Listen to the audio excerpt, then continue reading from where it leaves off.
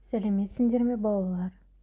Менің аты-жөнім Қожанова Гаухар. Мен Бигелдинов атындағы жалпы орта мектебінің биология пәні мұғалімі боламын. Сендермен бүгін өтетін сабағымыздың тақырыбы бұлтты құрттардың, ұлулардың, буынаяқтылардың және омыртқалылардың жүрегі және қан тамырларының құрылысы мен қызметі деп аталады. Оқу бағдарламасына сәйкес, бүгінгі сабағымызда қол жеткізетін оқу мақсаттарымыз 8-1-3-8 жануарлар жүрегінің құрылысы мен қан тамырлар жүйесінің маңызын сипаттау.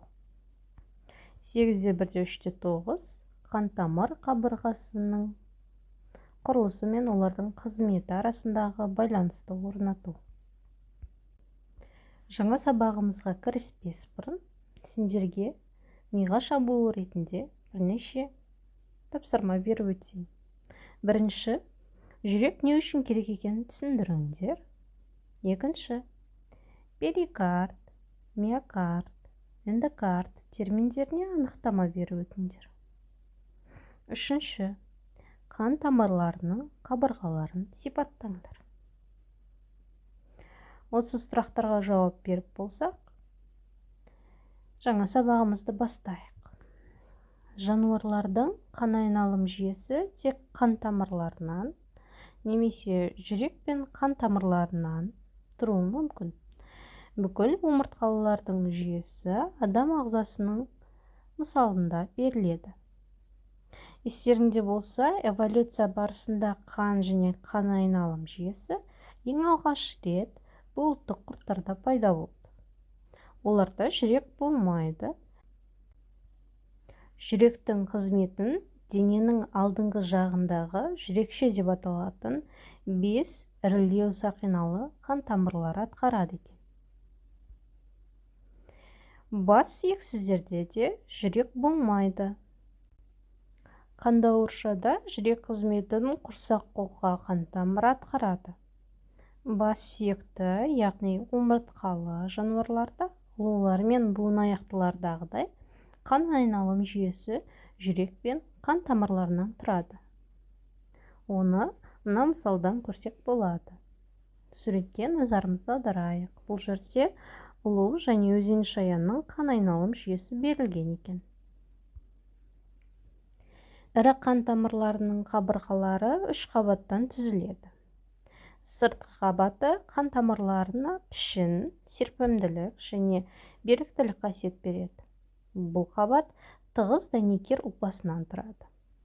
Осындай қабат барлық іші қуыс мүшелерде, өңеш, асқазан, ішек, қуық, өт жолы және тағы басқаларында қабырғасында болады екен. Ортаңғы қабаты бірыңғай салалы бұлшықет талшықтарынан тұрады. Ол қан қысымы өзгергенде қан тамырларын тарылтып, кеңейтеді. Яғни қан тамырларына серпімділік қасиет береді екен. Жүректен шыққан қанның қысымы өте жоғары. Сондықтан мұндай қысымның әсерінен тамырлардың жеңіл созылуы маңызды. Осы қызметтерді атқару үшін қан тамырларының қабырғасы тығыз, мықты, серпімді болу керек. Бұлшық еттер жиырылып, босаңсу арқылы қан тамырларды қуысын диаметрін реттеп отырады. Қан тамырларының кеңеюі және тарылуы дәрежесіне байланысты қан мүшелерге тарайды. Жүрегі жоқ ағзаларда бұлшық ет қабаты қан тамырларының жиырылуын және қанның бүкіл денеге таралуын қамтамасыз етеді. Ішкі қабаты жалпақ эпителий ұлпасының жасушасынан сілемейлі қабықшадан тұрады. Ол үйкелісті азайтып және қан тамырларының қабырғасына қосымша беріктік қасиет береді. Ең ұсақ қан тамырлары капиллярлар осы үшінші қабаттан тұрады. Ал енді назарымызды мына кестеге аударайық.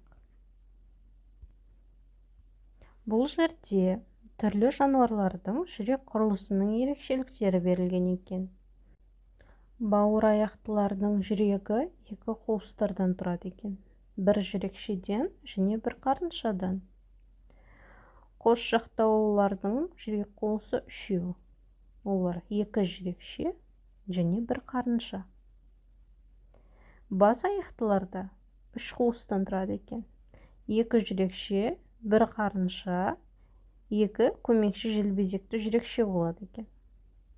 Ал шаян тәрізділерде жүректің қуысы бесеу, жүрекше мен қарынша бөлінбеген, барлық камералары бірдей болып келеді. Дәл осындай өрмекші тәрізділер мен бунақ денелілерде сондай болады екен. Ал енді балықтардың жүрек қуысы екеу, бір жүрекше және бір қарыншадан тұрады. Қосмекенділерде үшеу, екі жүрекше, бір қарынша, арасында ешқандай перде болмайды екен. Жорғалаушыларда үш қуыстан тұрады екен. Екі жүрекше және бір қарынша, жартылай перде болады екен. Құстар мен сүтқоректілерде жүректерінің қуысы төртеу болады екен. Олар екі жүрекшеден және екі қарыншадан тұрады. Адамның және басқа да сүтқоректілердің жүректері, жаңа айтып өттім, төрт бөліктен тұрады. Екі қарынша, олар оң жақ және сол жақ қарынша, және екі жүрекше. Жүрек тек қан тамырлары сияқты үш қабаттан тұрады екен. Сыртқы жұқа дәнекер қабаты перикард, жүрек қабын түзеді екен. Жаңа естеріңде болса, сабақтың басында мен сендерден сұраған болатын, перикардты дегеніміз не деп. Жүрек пен жүрек қабығының арасында аздаған сұйықтық болады. Ол жүректің еркін жиырылуына жағдай жасап, үйкелісті азайтады екен. Ортаңғы қабат миокард деп аталады. Бұны да жаңа сұрап өткен болатын.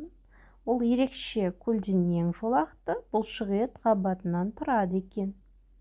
Оның жасушалары бірігіп, тұтасып кеткен. Қаңқа бұлшықетінен айырмашылығы осында.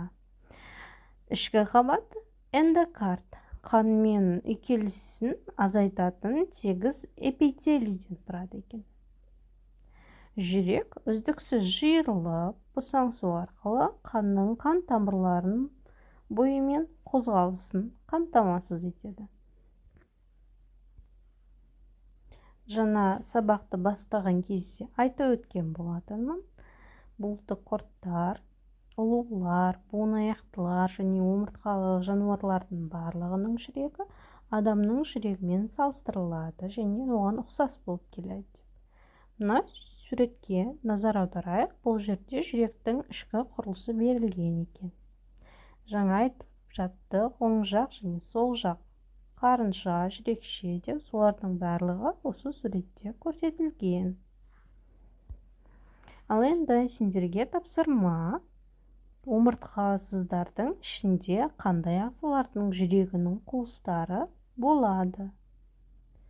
Омыртқалы жануарлардың әртүрлі кластарының жүрегінің құрылысын салыстырыңдар. Қан тамырлары қабырғаларының әрқайсысының маңызын түсіндіріңдер. Бұл жердегі бірінші және екінші тапсырманы орындау үшін жаңа алдында көрсетілген кестеге сүйенсеңдер болады. Енді мына сұрақтарға жауап берейік. Қан айналым жүйесі басқа болғанда, омыртқалы жануарлар эволюциясы болуы мүмкін бе еді? Жауаптарыңды дәлелдеп өтіңдер. Табиғатта қан тамырлары жүйесінің пайда болуының маңыздылығын түсіндіріп өтіңдер. Осымен біздің бүгінгі сабағымыз аяқталғалы жатыр. Сабағымызды қорытындылау мақсатында кері байланыс жасап өтейік. Ол үшін әрқайсың бүгінгі сабаққа қатысты бір ауыз сөз айтып өтесіңдер. Сабақ маған ұнады, сабақ маған қызықты болды. Менің әлде де бір қоятын сұрақтарым бар. деген сияқты бір ауыз сөзбенен жауап бересіңдер. Осымен біздің сабағымыз аяқталды. Сау болыңдар.